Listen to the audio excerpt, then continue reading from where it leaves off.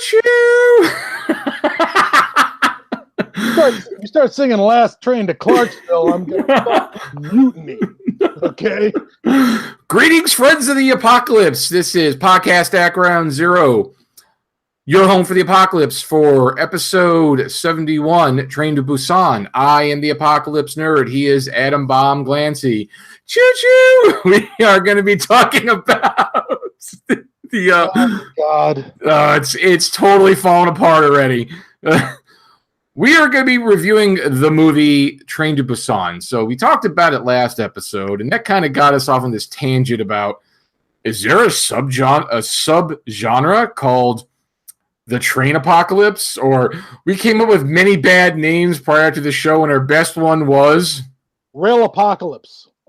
And that's about the best we could come up with. Yeah. We were going loco-apocalypse, but we figured it would have gotten somehow mixed up with something about something south of the border. So yeah, like crazy people, but only who speak Spanish. Yeah, that's a pretty specific. That's a pretty specific viral apocalypse. If we're going to have that one, the local apocalypse. Very specific. Yeah. So let's talk about train apocalypses now.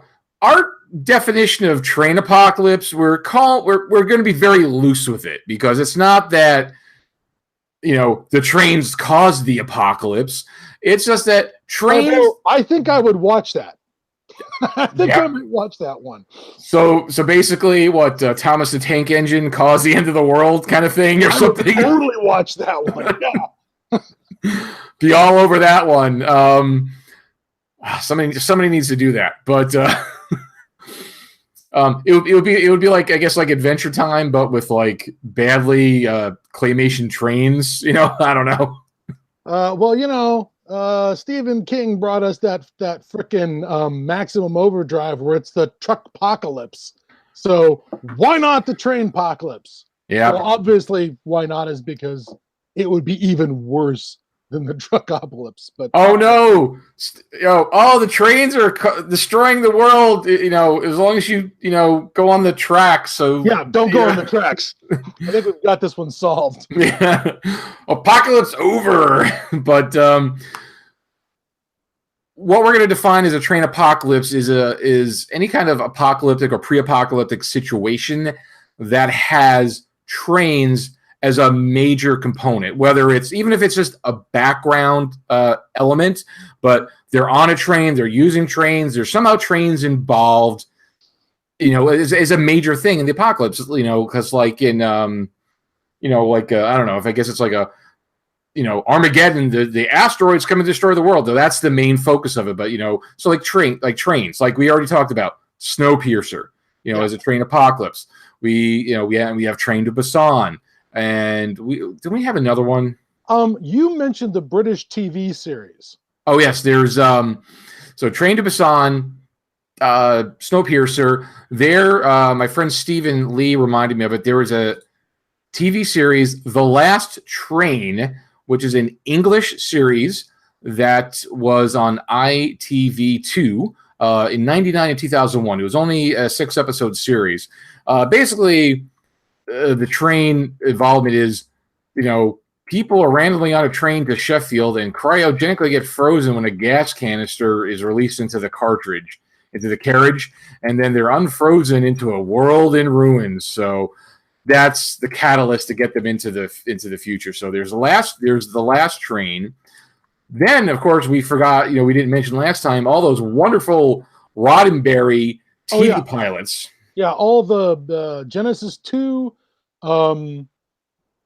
Strange New World, and Planet Earth. Well, only 2 of them had it. Yes, the 2 Dylan Hunt ones. Yeah, the 2 Dylan Hunt ones where they have the atomic train that encircles the world, and they use it to travel a lot. So, and it's a pretty predominant thing in the series, because they're always using it. They're always seeing the train station. So I'll include that in the train apocalypse as well. It was their main way to get from one adventure to another. You mean it was their main way to get from one plot device story to the next? Yeah.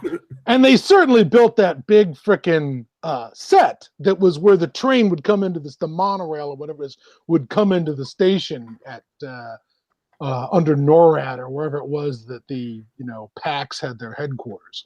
So the train featured quite a bit. I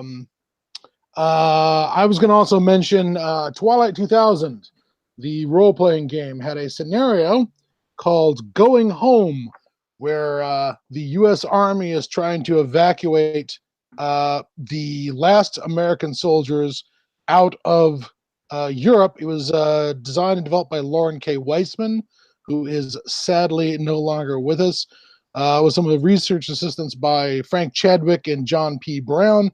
And one of the ways that the players are going to get from post-apocalyptic Poland to post-apocalyptic Bremerhaven to get out with the American fleet that's going to leave and take all the soldiers out of Europe is by using an old, I think it's coal and wood-burning steam engine that they salvaged from a railway museum somewhere in Poland or somewhere in Warsaw is sort of how the idea works. So the whole adventure was about, getting this train across country and trying to avoid everybody who wants to steal it, because that's everybody who sees it, basically. Oh yeah, well, when you're in that kind of scenario, that is valuable because because there is even an episode, maybe two, of Thunder. I know there's one episode with the little blonde girl. There might have been a second one where she appears in Thundar the Barbarian, where she has a train that she salvaged and uses to transport around. So there's a train there. Okay. There's also a series of books called The Amtrak Wars, which was, again, English. It was an English author by the name of Patrick Tilley. It was set in in AD 2015, the world was destroyed in a nuclear war. So 3 years ago, apparently the world was destroyed. This is a typical problem. Yeah. Well, the books were published between 1983 and 1990. It takes place in, I think America and Russia. It talks about how there's what does it say here? The most organized band of survivors were the Amtrak Foundation. It was basically, they have this established underground bunker cities, and they have a high-speed subterranean rail network connecting all of them. So, again, trains play a major part in these stories. So, apparently, because we thought about it, there's a lot more train apocalypses around than we thought. The last one I'm going to throw out as my favorite, which was a series of short stories that showed up in the Jerry Purnell fiction anthology, There Will Be War. Oh, okay. In volumes 7, 8, and 9, there was a series of short stories written by a guy named Don Hawthorne, which was the first one was called Iron Angel, and I kind of figured that I sort of count that as maybe the name of the series. The other two short stories were The Contract and The Benefactors. And basically how it works in the story is that it's post-apocalyptic. It's the ruins of Moscow, and these Russian combat engineers end up mutinying and seizing this train that is being used by, they're evacuating the last of the resources from Moscow back to the Ural Mountains, back where something called Moscow Center is giving them all their orders. And they are told that they're all going to be, as Red Army soldiers, are all going to be disarmed and put under the command of the KGB. And basically all their officers are going to be taken out and shot as traitors to the revolution because they didn't win World War III. And so the troops are like, well, screw that, and they mutiny. And so the story follows these guys as they tear out of Moscow and try and reach the remnants of the Allied forces that have invaded Russia. Speaking of Russia, again, how did I not remember this? The Metro series, Metro 2033, Metro 2034, and Metro 2035, and the video games that go along with it. So, yeah, the Metro series, again, they're in a subway system. They use rail cars, train apocalypse. And they get out into the world with a train, don't they? In one of the later video games. Yeah, the new video game that's coming out. I got to post. I keep on meaning to post something about it. They're outside, and that may be from Metro 2035, which I have on my bookshelf. I just haven't read it yet. So I read the first two, so I got to read that. So yeah, well, apparently, all right. So we were questioning. Is the train apocalypse a thing? And apparently, you've answered our own questions. Yes. Yes, it is. Yes, it is. All right. So that proves that we have a reason to talk about trains during the apocalypse. And if that wasn't enough evidence, we now have Train to Busan. Train to Busan. Yes, it is a South Korean film from 2016. It was. It wasn't released in the States until, well, actually, when was it released in the States? Well, it was from like July of 2016 in Korea, previously Cannes, and I think it was released in the States. We must have gotten it pretty quick. I saw it last year, which is 2017. Yeah, it was released last year. So, and as a side note, it must be a good movie because, and I mentioned it before, my father-in-law saw it and recommended it. So, and it's not his type of movie. He doesn't. That's just not his thing. But he said, "Oh, you got to see this Train to Busan." And I'm like, "Really, Phil?" Because I had heard about it before, and then he recommended it. So I'm like, "Okay, if Big Phil likes it, it's got to be. It must be. It's worth checking out." So, so it came out 2016. Train to Busan. Now, we both recently rewatched it because it's been a little while. We want to have it fresh in our heads. And one of the things I'll have to say about the film, as most zombie genre films, and apparently train apocalypse films, that's not really the main story. The story really, as I really got to watch, I watched this. Now this is the second time I've watched it. The film is really about redemption. I think redemption. I think redemption is the main theme of this film. I mean, would you say I'm wrong on that? Or yeah. It is a bit about making. It is some of that. There may be broader Korean themes about being, an absentee father, and breaking up the main character's family's breaking up. He's divorced. Wife lives in one city. He lives someplace else.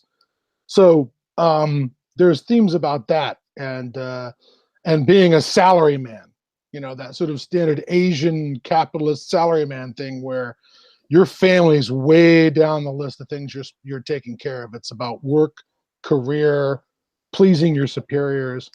And at some point, all that shit stops mattering. And the only thing that matters down at the bottom when things are dicey is your family. Yeah. So, yes, and it definitely has, Korean specifically or Asian-centric themes to it, because it's definitely, you can see that because, from that culture, and, it's different than American culture or Australian or, England, wherever the case may be, so they have a unique culture, and, there's definitely those themes, of family come through for sure. And, trying to be, yeah. So as Scott said, it's, the main protagonist is a salaryman, works, for the company. And I'm going to be honest, it is tough for me to keep up with Korean names, but I have IMDb open, and I will say his name is Yu Gong, and he is played by Suk Woo. I'm sorry, it's Seokwoo, which I hope is Suk Woo, but yeah. So if anybody of the Pacific Rim is watching and we're getting it wrong, please forgive us, because it's definitely too much for our American tongues. So now, not that anyway. So it's about I'm not even going to bother with the names because I'm already terrible with names in my own language. So I'm not even going to bother. Let's go with what role do they have? Yes, the father. We got the father, the daughter. Okay, now the movie does, and again, we're not going to try to spoil this too much, but we probably will. But it starts off, like any typical zombie-esque film with there's some small event that shows you that, oh, something's going on here, and they do that. But then they put it aside, and probably nothing else happens related to that for 20 minutes or more. Yep. It's a bit slow. Except as it's starting to get rolling, you're seeing things like, boy, there sure are a lot of ambulances driving around early in the morning. Yeah. And there's more sirens, but it's all stuff that you can put in the background, whatever, There's a fire in a building. Okay, that happens, or even in his office with some things he's hearing, he's like, well, we should sell off this and that because as you'll find, well, anyway, we'll talk about it later. So it does start off kind of slow. It is definitely a slow build film. Okay, and also let us warn people. All right, so people who don't like to read subtitled films, this is a subtitled film, okay? Yeah. There are some people who hate it. They want it dubbed. You know what? It's still a good film. Just learn to, chew gum and walk at the same time, okay? Because I've been watching these types of film, since first time I ever saw animation, true anime from the local video store back in the 80s, where you only got subtitled. Nothing was dubbed unless it was, Speed Racer on TV or Robotech or G-Force or Star Blazers. G-Force. Oh, yeah. Yeah. But I've been trying to remember the name of G-Force for like a couple of weeks, and I could not put my finger on it. Thank you. You're welcome. It's and from everything I read about it, it's the way they dub it over. Nothing to do with what was really going on. So seriously, they completely put their own story to the animation. They did. But anyway. Wow. Okay. Yeah. So let's see. What was it? You're just gonna have to walk and chew gum at the same time as far as the subtitles go. Yeah, it's subtitle film. So I mean, I'm so used to it, doesn't even bother me. I've seen so many films like that. It's just one of those things. Just you kind of learn. Why is he texting me? Hey, John, I can't read your text while you're, because I got sending questions in. Are we getting questions? Yeah, John, say it. Hi, John. Yeah, no, John. I turned off the live stream because he asked me. He wishes he could live stream questions because I can't watch the YouTube live stream and respond. Hey, why don't you just learn to walk and chew gum at the same time? See, your own words come back down. No, because I'm trying to pay attention to that, keep track of the show going, keep you on. It's chewing gum, talking, walking, juggling, and herding cats. If trying to keep me on topic. Yeah, it's more than just that, but. Thank you for watching, John. It's like I turned off the live stream this time because people were live streaming last time and it goes unanswered. I just rather not have it there and people be like, "Why isn't he answering me?" So, it's a little more complex than chewing and walking gum at the same time. This is a complex construct that I have going on here. That all right, all right, Busan. So father-daughter have to get on train, right? Train to go see the mom because the daughter wants to see the mom. Broken family, people aren't happy, so they start to take the train. But as they're taking the train, you're seeing little things in the background. Nothing that's really gonna cue you. Well, you're watching the film knowing that something's going on, so these things may cue you off early. But there's a variety of characters. A lot of archetypes are on the train. It is, you have, the jocks, you have, the grandmas, you have a lot of the stereotypical characters. Yeah. And the Titanic asshole. Oh yeah. Well, that's the father. And then no. The executive who's on the train. Yeah. Major asshole. Yeah. There's the Titanic asshole. And he's a bit of a trope in that he never does anything good.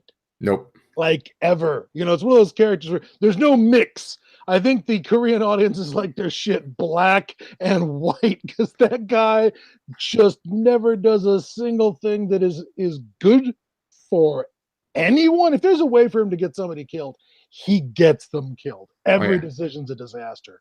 Oh, and then there's the Barbarian. Yeah. Yes. That guy, there's a guy on this, when you see him, you think, yeah, this guy's a barbarian. He's a total barbarian, this man, okay? Yeah, the guy with the pregnant wife. The guy with the pregnant wife is a fucking barbarian. Especially there's one point where he gets a shield and like a club, so it could be a sword or mace, and it's like, I'm like, he's a barbarian. Well, when they fucking duct tape his arms all the way down. Oh my god! Oh yeah, we'll get to that. We'll get to that. That's where I started thinking of him as the Bruiser. It's like, yeah, we're gonna go straight down the aisle and just knock some zombies down. He's the tank, you know, for you MMO people. Okay, yeah, it's clearly the tank on this one. So, you know, the absentee father, the daughter disappears. You know, it has all those tropes about, you know, the absentee father and not paying attention, work's more important. You know, so it definitely all that definitely happens in this. But then things start to, well, actually, you know what? It starts. You know what? From the second they get on the train is when it all goes wrong, basically, because again, it's a trope, you know. Again, I don't want to reveal too much, but the train is good until the train leaves. And then all of a sudden, the problem is now on the train. Okay, the problem's on the train. One last passenger, and now we're in trouble. Oh, and then when the train... Oh, God, I hate to spoil this one, but one of my favorite scenes... Is it any... I feel like it can spoil something if it's in the trailer. I don't know if it's in the trailer. It's when the train is pulling out and the little girl looks over and you see the conductor. Oh, yeah. It's just so like on the side. It's like not even almost not even focus. It's that classic thing of the kid the kid sees it.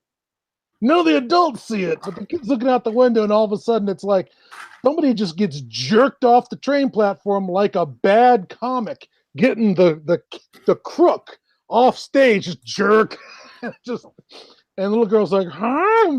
The audience is like, oh yeah, it's on now. But yeah, so that was just hilarious. So the problem's on the train, and the problem immediately starts to spread. Like literally, it's like, you know, part of the train, everything's fine, nothing's wrong, but then the other part of the train is it is going pear-shaped, and the pear is getting bigger and bigger and bigger.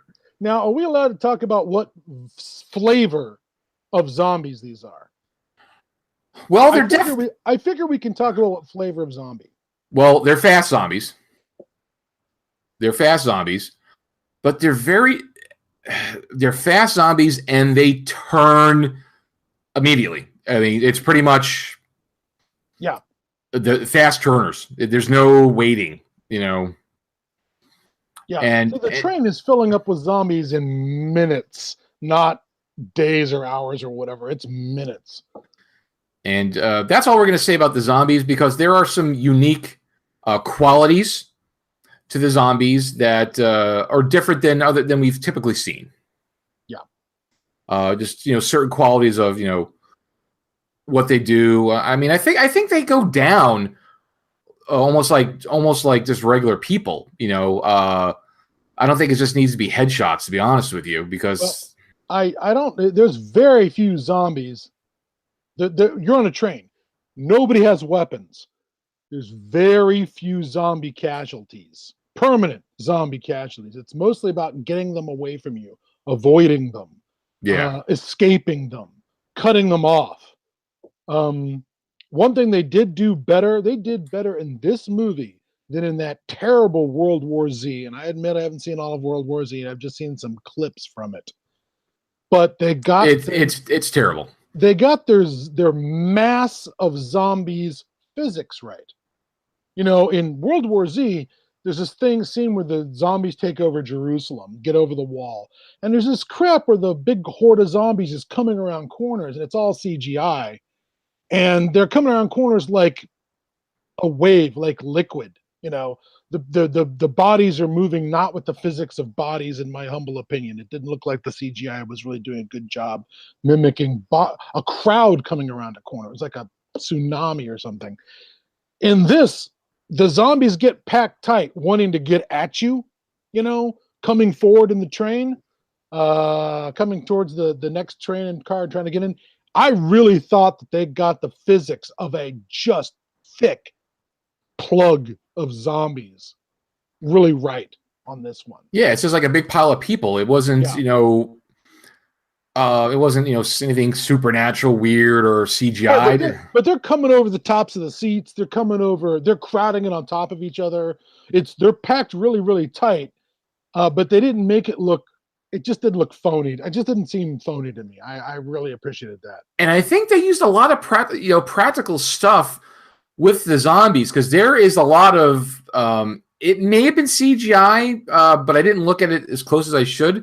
But there was definitely some.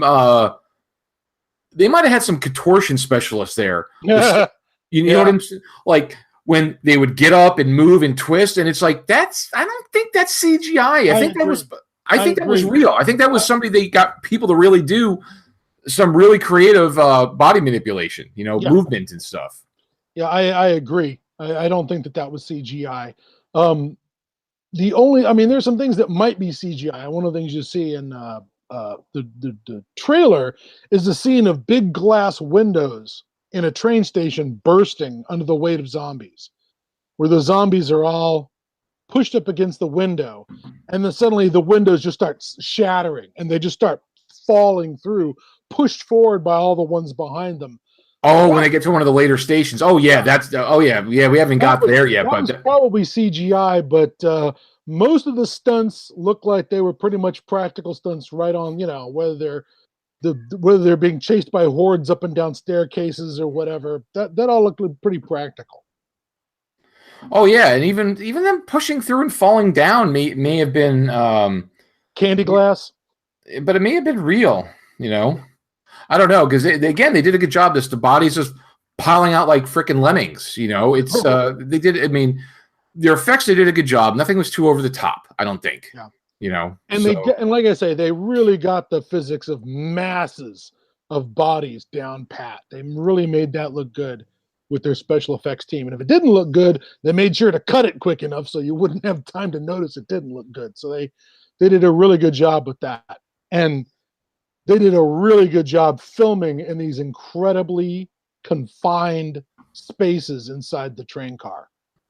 They made that train car feel really tight. And it was claustrophobic. Yeah. No place to run. Yeah. Except front or back. Yeah. Yeah. Suddenly it turns into a side-scrolling combat game from the 80s. It was. And again, in some of the things they did, because you figure, well, how did they stop them from just getting them? Because again, some of the unique qualities to the zombies made it to where they were able to, stave them off. Okay, yes. We're not going to reveal, some of those things. We can't give away the whole movie. All right. We can't give away the whole movie. Okay, you got to leave them some surprises. So there are some ways that these zombies react that are not like the previous zombies. Yeah, they're not Romero. They're not Romero zombies. That's for sure. So, but yeah, so it starts to go south really quick. People are in contact. Again, the stereotypes come out, the over the top, executive, and, the father's still a bit of a jerk, through all this. It wasn't until later on he starts to redeem himself. And then there's the bruiser. Then there's the barbarians. I'm just calling them the barbarians. This guy with a pregnant wife. He's just like this stocky, just built dude, and he's got kind of a tough guy, Yeah, I should probably go find out what other tough guys he's played in Korean movies, because he looks like the Korean Charles Bronson from like the 70s, but bigger, even bigger. Yeah, he's a big boy for sure. So He's a main character. Yeah, so it winds up focusing on these main characters. You know, you have those four. Yeah, the father, the daughter, the guy and his wife, and then there's some minor characters around them. You know, like you have like the grandmas are near them, the baseball player and the cheerleader. So basically, they're on the train. They were going originally to Busan. You know, the train was going to stop, and then things are going bad. The Korean propaganda machine, the government. Oh, there are no problems. There are containments. Trust your government. Blah blah blah. Stuff going on. Oh yeah, get off at this train station. There'll be soldiers there to meet you. Yeah, and they're right. I mean, there were soldiers there to meet them. That is true. Because the guy had a contact, but the news is telling everybody's fine. Stay here, stay there. And then people are starting to see that the problem is bigger than this. They're trained because there's a lot of stuff on the news, live streaming. Unfortunately, since I don't read Korean, but there's a lot of people on phones, and you're seeing all kinds of forums and stuff, people saying messages, and they don't translate all that. So I'm wondering. I got to tell you, that was a nice touch about how the information spread was showing everybody use their phones, because phones are a huge part of this story. And, I've always heard people say, if you got cell phones in a horror movie, it loses the isolation. No, not at all. That phone does not help, except to let you know that, this little bubble you're in on this train, the problem just isn't here. The problem is way out that way and way out that way. The problem is way beyond you can focus on. And I was surprised that the phone networks were even up. Like power is going to be on for a day or two after we all go away, right? Or is it's hours for? Was it hours for coal and gas and? I've had some statistics on that, but no, the power, it's during the event. I'm surprised that the phone lines even worked, just because that the networks weren't, taken over by the government, or they were so clogged or anything like that. Yeah. Okay, I get your point. That I was surprised with. And there was this one, again, I don't want to spoil it. There's a moment of, which is a similar. It wasn't intentionally the same moment, but there is a moment with helicopters. Okay. Oh dear. Which was awesome. That's all I'm going to say. So yeah. There's a moment with helicopters. So anyway, so this is basically that's the premise of the movie. They're on a train. They're going from trying to go from stop to stop. Okay, don't stop here. We got to stop here. Okay, we stop here. Everything should be fine. Oh wait, no, things are not fine. Okay, we got to get back on the train and keep going to the ultimate destination. And as they're going through, things are breaking down more and more and more as they go along. Yeah, they're losing more and more people as they go along. And more cars as they're being crowded into one section of the train. I would also point out that one thing that sort of stood out for me in this film was there's a part in the panic where everybody has kind of an every man for themselves attitude. Even the father has kind of an every man for himself attitude. But there's a point where you realize that's just how you die. That being every man for yourself is just how you die, and the only way you're going to survive is by working together. And so I thought that was that was a nice moment where there's a point where he has an option to bail out and leave everybody behind and take his daughter to some imaginary safety that he thinks he's going to get to.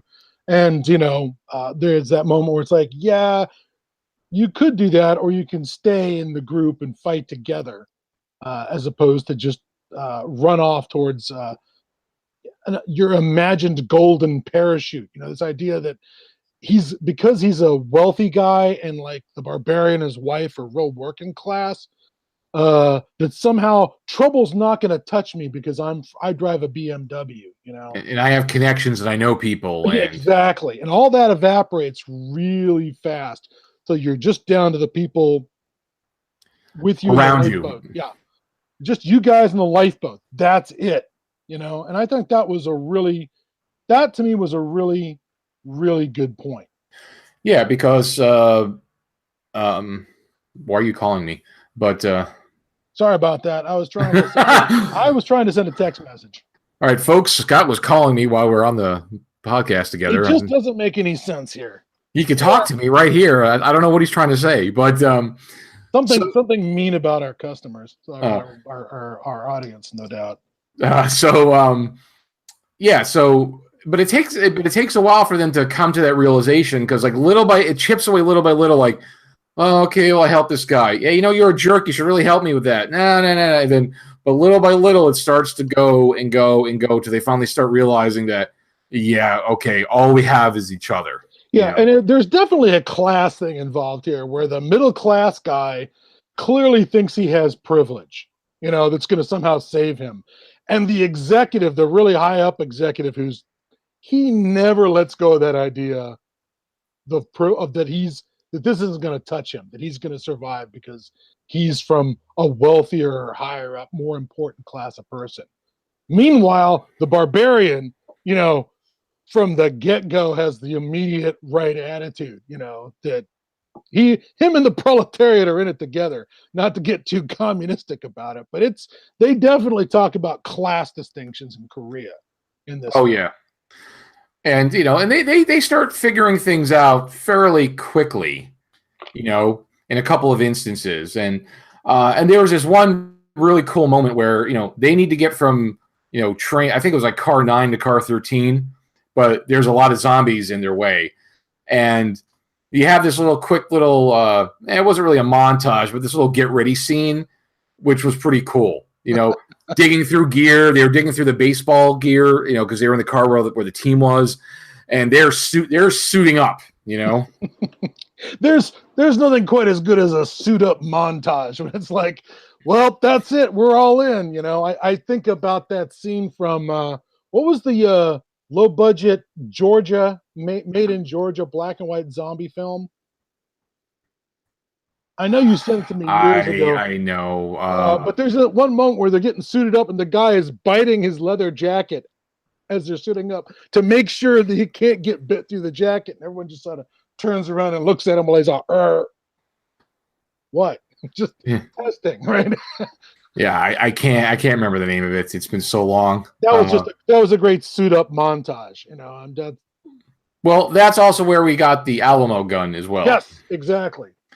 The guy has they have all these rifles and this and that, and then he has a little 2-shot Derringer.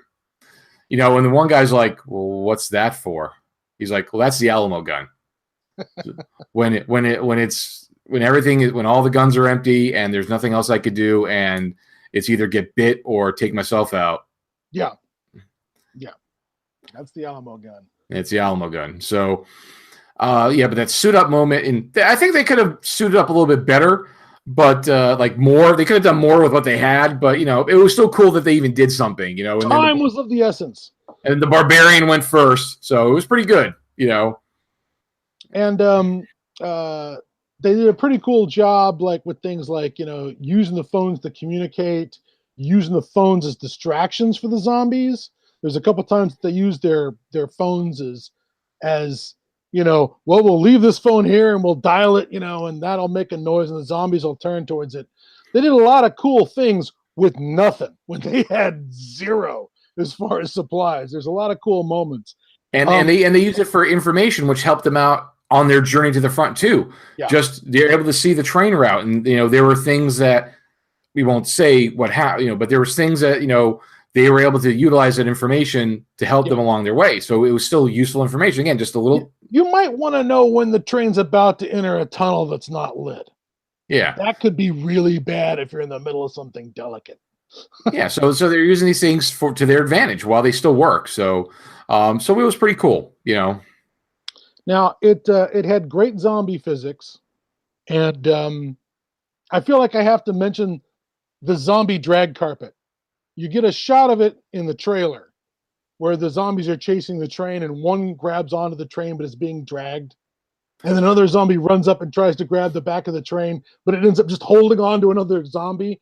And they start piling up like Amazon army ants, forming a bridge. across a river, and people, they hold on to each other, and there's zombies who are running up the pile of zombies being dragged behind the train and throwing themselves at the train. Well, which is what they tried to do in World War Z with the walls, but it just looked terrible the way they did it in World War Z. This looked good. This looked really good. And it's just, and the zombies doing that stuff where they just don't care about physical injury and they don't care about pain. Yeah, it sucks. They really make a good point of that. And one of the things about this film is that it's desperate. It's super desperate because there aren't enough weapons to really, even if you had a baseball bat, there's no room in that damn train car to swing it. So it's super, super desperate. Oh, and yes, there are times where it's like I think once things start to roll, they're going to keep the tension high. There's a lot of action, for surprisingly again there's a fair amount of action, and they keep the action going pretty good, and they keep the tension going pretty good, And there's also again like I think again when you're talking about the culture comes out there too, like the train, like the conductor, just his attitude about wanting to help people, and just the way he still keeps his professionalism about him, even during all this, and the way he communicates to the people, like get here and be safe, and this he like to the end he just keeps his professionalism to try to help people, and this idea that he's got a duty, and he's duty bound. Yeah, and even though he's just working this job of being the train engineer and then the train conductor, like there's the people who are the service personnel on the train, their duty gets manipulated by people who don't have their best interests at heart. Yeah, but they, but because they still feel like they're, they don't just immediately abandon their post. But again, this is a comment on the working class versus the executive class. Yes. Who the executive class guy did, that shit's out the window immediately. It's me first all the way. This just reminds me of Monty Python, the TV series, folks, not Holy Grail, which is the only thing anybody seems to know, or maybe Life of Brian. But there was actually a TV show, folks, 4 seasons. But there's this one where they have the game show, and they have I can't remember the name of the game show. It's been a long time, but they have Karl Marx on it, and they're asking him these questions. The struggle of class versus class is a what struggle? A what struggle? A political struggle. Yes. A political struggle. And then they start asking him, in the last question, they start asking him soccer questions.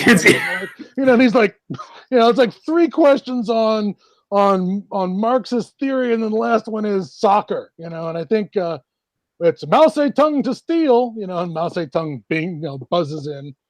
Yeah, I was going to say it reminded me of the sinking ship on Python, where it's women and children first, and the crew's all dressing as children and women. No, that is no. But when you're talking about the class thing, it just reminds me of the struggle of class versus class is a what struggle? A what struggle? But yeah, women and children and red Indians and astronauts first. yes. But it's we're flat out recommending it. It's been on Netflix. I'm not sure where it is at the moment. It's still on Netflix. It's been there for quite some time. It's but how they rotate their stuff, so definitely worth it. So yeah, so I feel again there's an over theme of redemption. I feel there's a lot of Korean centric culture and stuff, but again, it's some good lessons that I think anybody could learn. How not to be. I think it was for again, zombies are a background. Well, actually, you know what? I don't think the zombies are as much of a background as some other things because they're in your face with these zombies all the time. So but it's not the main theme. But I think they keep the tension up. I think they keep your interest. They keep the action up the whole time. You definitely have your characters that you hate, and you love, and your people you're rooting for, people you want to see go. I highly recommend this movie. It's a very good movie. It's available on Netflix right now. So yeah. I'm giving it at least 2 zombies up on this one. This is really good. And again, it's always good to see a foreign apocalypse. It's always good to see what other cultures and other societies do with these tropes.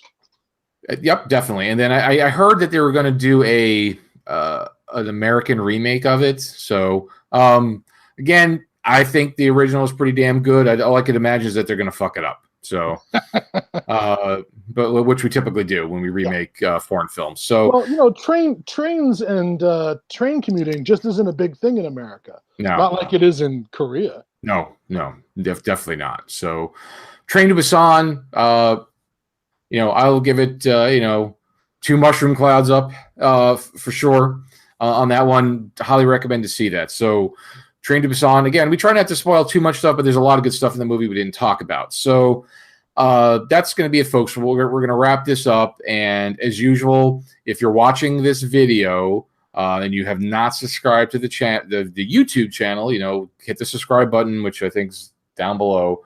If you're listening to the audio later,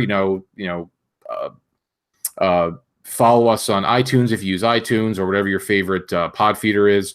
And again, to keep up with what's going on with the podcast, go to our blog, podcast@groundzero.com. And on the right-hand side, there's a subscribe by email. So anytime I make a post, you'll get an email with a post of what's going on. I think we currently have over 360 people subscribed by email, which is pretty cool. So definitely do that. What we're going to do next, folks, we're not sure. We haven't really talked about that yet, but we got some apocalypse films in the bag we can talk about.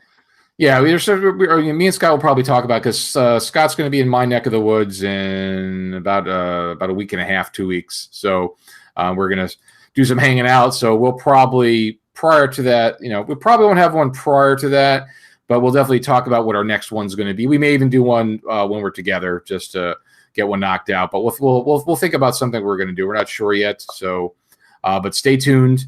I still haven't come up with an idea for a new contest yet, because again, I have the Survivalist #1 that's waiting for a lucky listener. So I got to come up with a good contest for that. So besides that, folks, that's it. Thank you for your time with us as usual.